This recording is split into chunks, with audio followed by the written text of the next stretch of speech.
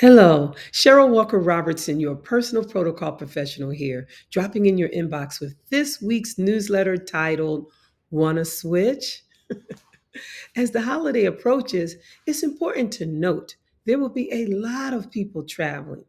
Air travel exceeded a record 300 million people flying this past holiday. Depending on when you booked your flight, you may end up in a seat that is not what you selected or not next to who you are traveling with.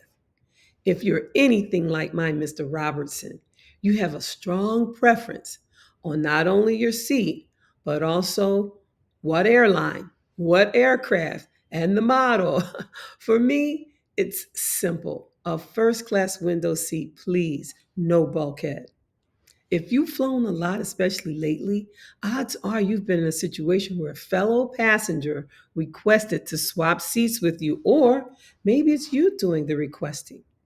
Question is it considered rude to ask someone to switch seats, or is it rude to say no if you're asked?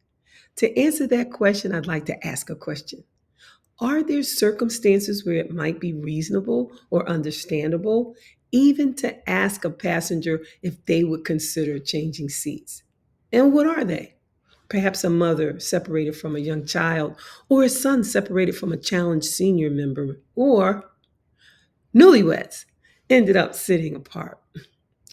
When asked, do you consider the times you needed that favor and were given grace? Here's another question. Should we expect someone in a window or aisle seat to switch for your middle seat?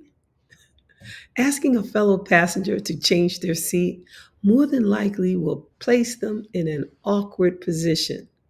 If you're going to request a swap, there are protocols you should consider on your approach, pun intended.